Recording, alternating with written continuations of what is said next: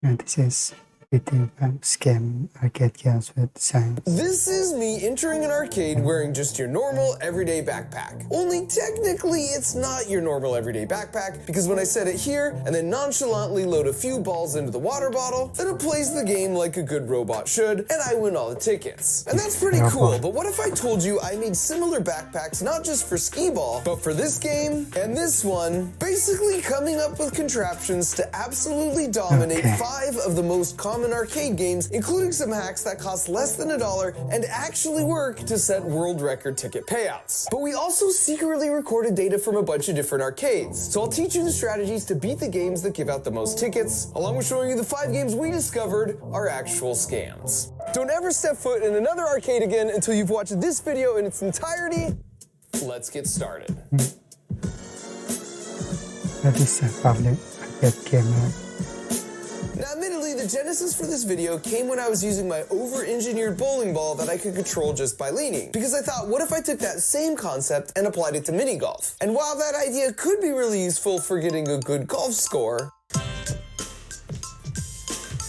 there's just no real payoff for my efforts, which focused my attention to the holy grail of any mini golf course, the arcade. It was time to recoup all the allowance money I've lost as a kid, starting first with Skeetball. And before we really see it in action, let me first explain how it works. Because if you take away the backpack, you'll find a Frankenstein version of a softball pitching machine that we chopped up and modified so it runs just off batteries. Then there's a solenoid here that makes sure the Skeeballs get released one at a time. So if you just turn it on, then we put a ball in here, it fires the ball like this. The coolest part here, though, is when it's placed in the backpack, you roll this pocket up to reveal the ball exit, and then place this water bottle here as a clever disguise to load up to 3 balls at a time. Now, of course, if you don't have a secret robot backpack, here's how you win this game as a mere human. For starters, if you watch the pros play, yes, there are Skeetball pros, they actually aim for the 4,000 point hole. And this actually makes sense, because even if your throw is a little too weak or a little too strong, you're still getting significant points. A common mistake is to take the bait and go all or nothing by aiming for the small 10,000 point hole in the corner. The pros aim for this only in desperate situations where they're behind and they need big points to make a comeback for the win. The other big tip is to brace your leg against the base of the machine in the same spot each time, and then try and only move your arm, which will make your throws more repeatable and accurate because you're reducing the variables that could lead to error. So if you want to win, just follow these tips and practice a bunch. Or you can just go with my route.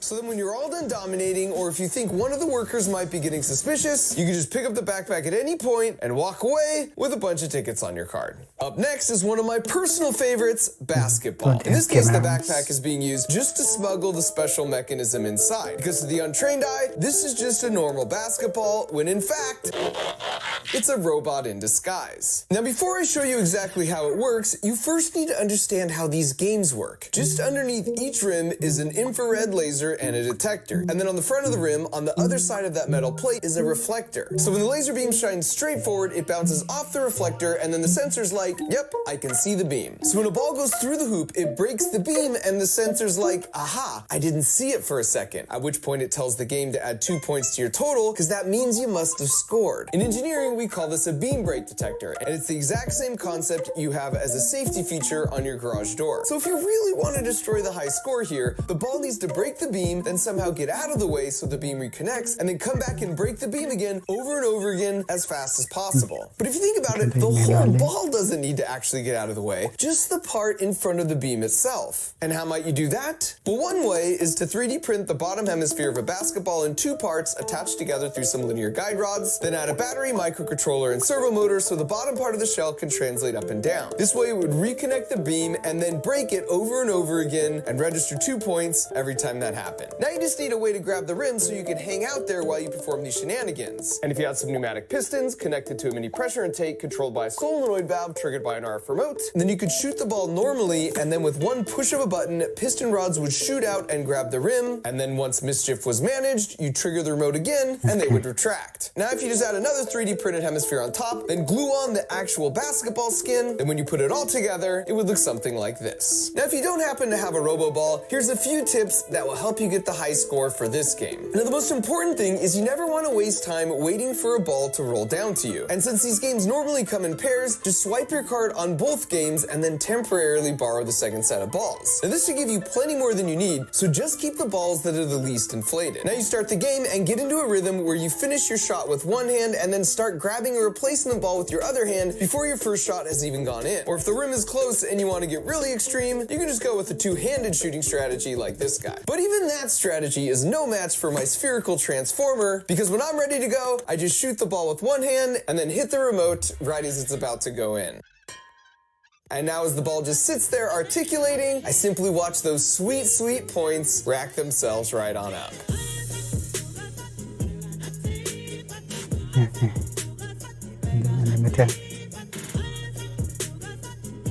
And then as soon as time's up, I just hit the remote again, and the piston rods are tracked. And while no one's the wiser, I've now engineered my way to a buttload of tickets and a new lifetime high score.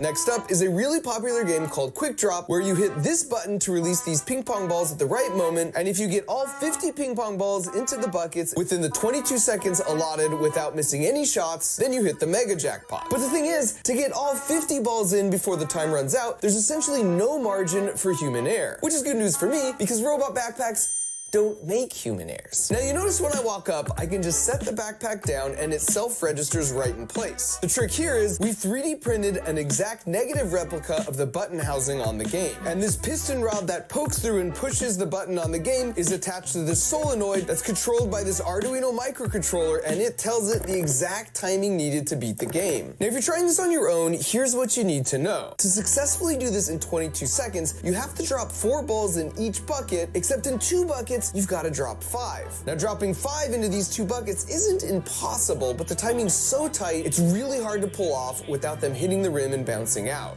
Now the jackpot starts at 500 tickets, and every time someone loses, it goes up by 2 tickets, and each time that happens, the game gives you just a little more total time on the clock. And so if you ever see the jackpot at more than 625 tickets, enough time is now on the clock where you only need 4 balls per bucket to win, and it's definitely worth trying it a few times because that makes it so much easier to pull off. Alternatively, if you're too impatient to wait for the jackpot to rise up, you can just go to school for 6 years to get a degree in mechanical engineering and do it this way.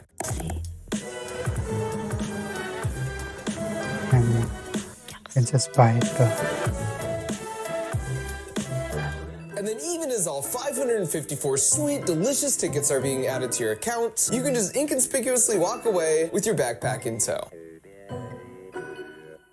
For our next game, we've got the perennial arcade favorite, air hockey. Now this is the most complicated of all the builds because if you look closely here at the top, there's a hole in the bag for a camera to look out through. Then stripping away the backpack, you can see that camera connects to the brains, and in this case, it's a Raspberry Pi, which is basically like a mini computer instead of just an Arduino microcontroller like all the other builds have used so far. The reason this one needs a bit more brain power is because it uses computer vision to track the puck, and based off the trajectory, it makes a prediction, then sends instructions to rotate this servo, which is attached to an arm that moves the paddle and protects the goal. Nice. And perhaps my favorite part of this build is that it obviously won't work if the whole thing is sliding and moving all around. So we need to anchor it down securely into position, but we need to do that quickly and discreetly. Our solution here is a pair of neodymium toggle magnets. So if you simply turn both of these knobs, the rare earth magnets move into position and anchor it to the steel frame of the air hockey table, and it's basically cemented in place as you can see here.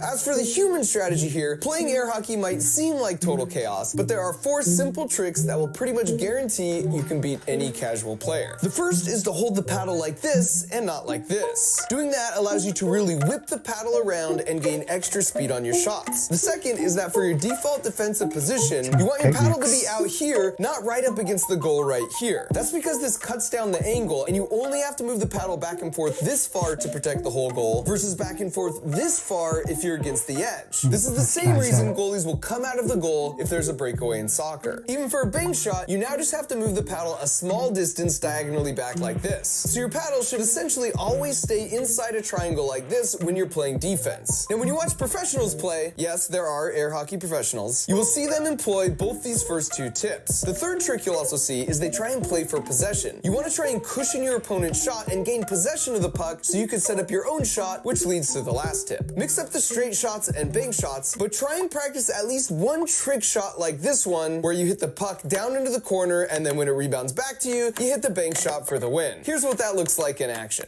Now the real benefit of my backpack system is you can be playing your opponent, but then when you get a phone call or you have to attend to some other important matters, your goal is in safe hands.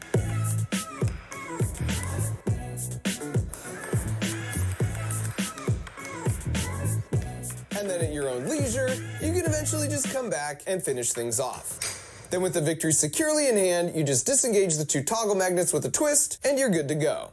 And finally, we've got the ultimate test of strength, the punching bag game. Now for this one, to make it more interesting, I wanted to find and challenge the guy in the arcade whose muscles looked the least like mine. So I stepped up first and rocked a 678 out of a possible 999. But then he stepped up and rocked an 877. And since that's bigger than 678, the trash talking commenced. Maybe if you spend a little less time at the computer, a little more time in the weight room. So that was disappointing, but lucky for me, I had a trick up my sleeve. Like, actually, because that's a fake arm in order to disguise this. That was the one who's still a little inadequate. It's basically a bionic punching arm powered by two spring-loaded pistons. To set the springs, we use a threaded rod and a drill, and once under tension, they're held in place with a quick-release mechanism I can trigger with my finger at the exact moment I want to punch a thing. And I would classify the initial test in the lab as encouraging. Now it's important to note, to play by the rules for this game, there's no side punching, pushing, running, kicking, or headbutting. But you'll notice there's no rule against spring-loaded piston punching gloves. So now that my moment of sheer domination had arrived, I stepped up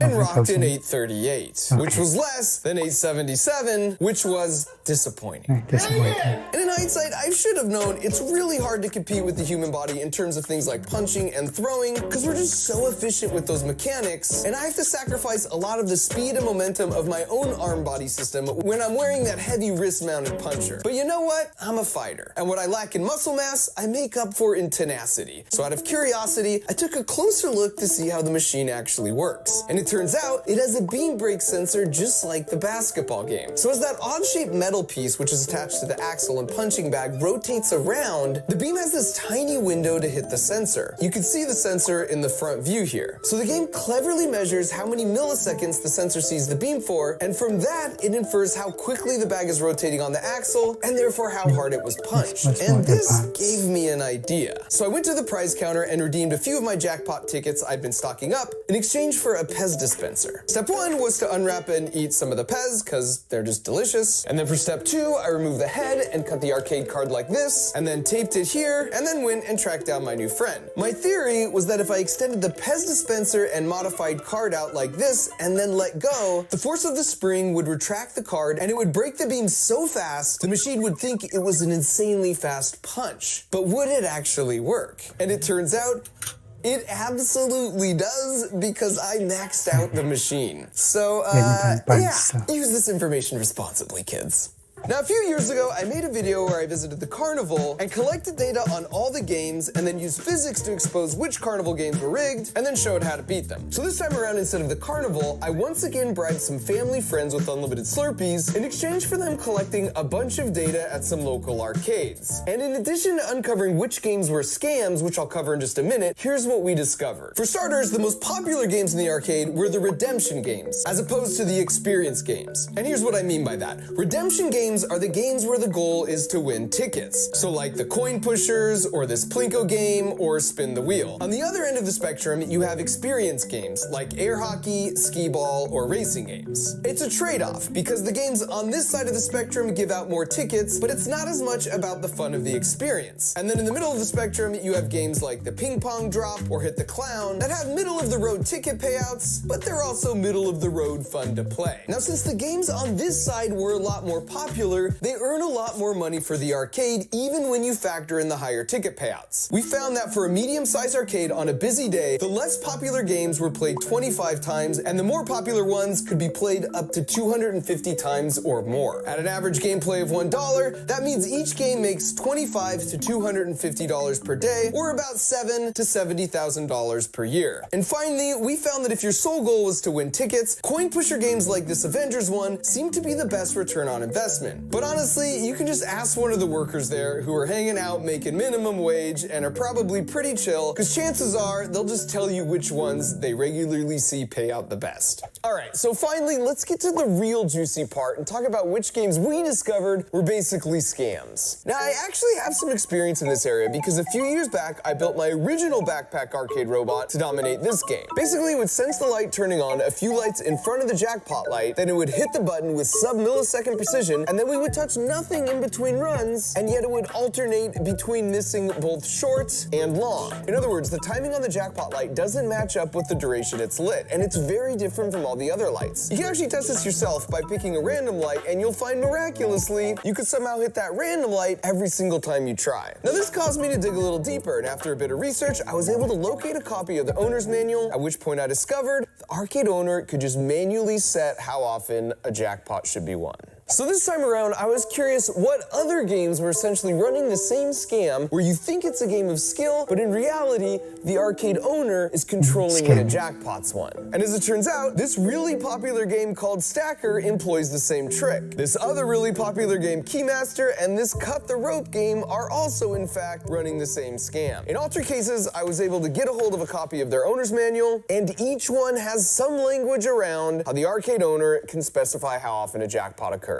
I also found many, but not all, claw machines have language around how it will close with full strength, but then back off to a much weaker strength of whatever is set by the owner. For this reason, it's best to try for prizes closest to the exit hole to minimize the amount of time it's held in the claws. And I call these games scams because they present themselves as winnable games of skill, when in reality, it's essentially a random dice roll that is heavily stacked against you. And just like at the carnival, the most lucrative games are those where people overestimate their chances of winning because they seem to get close, but they don't quite win. In gambling psychology, this is known as the near-miss effect, and it will lead to increased play of the slot machine. But this is much worse than a slot machine, because at least in that case, you know it doesn't matter how you pull the lever because it's random chance. And on top of that, those games are regulated, so there is a minimum payout required by law. So for every dollar, for example, put into a slot machine, they have to pay out at least 80 cents back to the players. But for those scam arcade games I just mentioned, the default payout rate is on average 20 cents for every dollar you spend, but a shady arcade owner could basically set that to 0 and no one would know, and that would be perfectly legal. And that's especially messed up because it's primarily played by kids. So if you remember nothing else, just try and pick games that avoid any sort of digital winning element that can be rigged, because in those cases, you just never really know what your chances are. These games, however, are all great options to at least have a better sense of your actual odds of winning. I've checked the manual for all of these, and what you see is exactly what you get.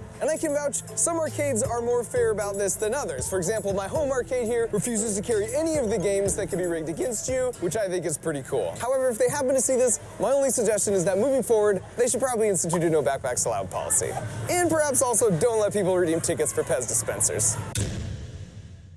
This is a dad finder. It was made by a dad who's also a pilot, so his kids always know which direction and how far away he is when he's traveling around the world. And this contraption feeds your dog with the pull of a lever and went on to get successfully funded as a 6-figure Kickstarter campaign. So what do these and tens of thousands of more projects just like them have in common? Well, they were all designed by folks who took my creative engineering class at studio.com.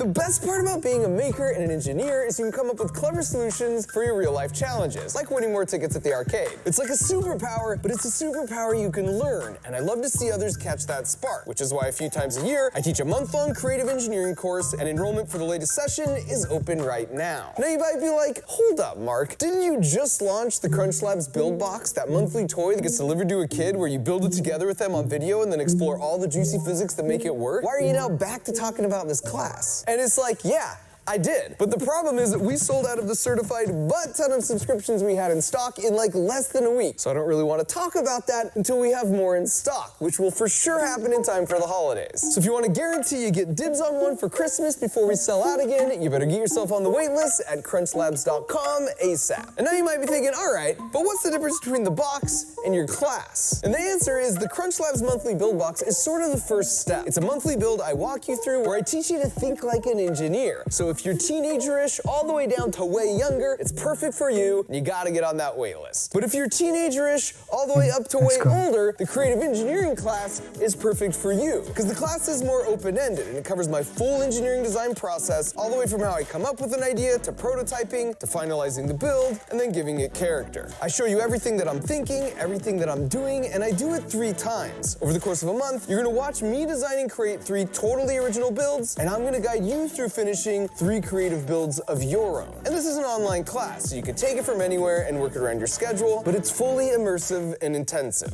So whether you're working professional, a complete beginner, or an experienced engineer, this class has been designed to meet you wherever you're at and then level up your skills. So go to studio.com/markrober or use the link in the video description to see what other people had to say about their experience, and then enroll, and I'll see you in class. Thanks for watching. Some people stop stem making. Definitely check out them. The video is really entertaining. There are a lot of scams out there. You need to be more aware of it. Video terms in this video.